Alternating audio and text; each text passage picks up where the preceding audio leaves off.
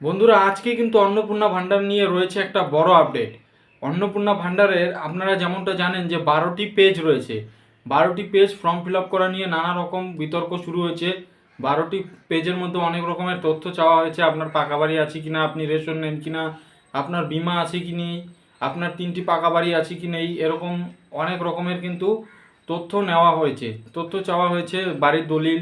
এই নিয়ে অনেক বিতর্ক হচ্ছে। এই কারণেই কিন্তু পরিবর্তন হওয়ার সিদ্ধান্ত চলছে আমাদের অন্নপূর্ণা ভান্ডারের ফর্মটি। এটি কিন্তু আমি বলছি না, এটি বলছেন স্বয়ং আমাদের মাননীয়া অগ্নিমিত্রা পাল মহাশয়া। আপনারা তার মুখ থেকেই শুনে নিন তিনি কি বললেন।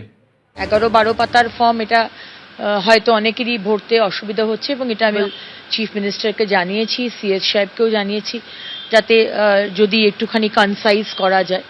আর যে পয়েন্টার্সগুলো হয়তো অতটা দরকার নেই, ভ্যাকসিনেশন অতটা আমাদের দরকার নেই, 3টে রুম আছে এটা অতটা দরকার নেই, যেটুকু দরকার সেটুকু যদি আমরা করতে, এটা নিয়ে ভাবা হচ্ছে যদি এটা কম করা যায়। কিন্তু ইনফরমেশনটা শুধু অন্নপূর্ণা যোজনার জন্য নয়, let me make it very clear. মানে আপনি ফর্মটা ফিল আপ করার সময় যখন দেখছেন যে এই পয়েন্টসগুলো রয়েছে, এটা না ভরলে আমি পাবো না, এটা কিন্তু বিষয়টা নয়। কারণ আগামী দিনে যে প্রচুর কেন্দ্রের যে যোজনাগুলো সুবিধা আমরা আপনাদেরকে দেব, সেটার জন্য কিন্তু এই ডকুমেন্টেশনটা দরকার।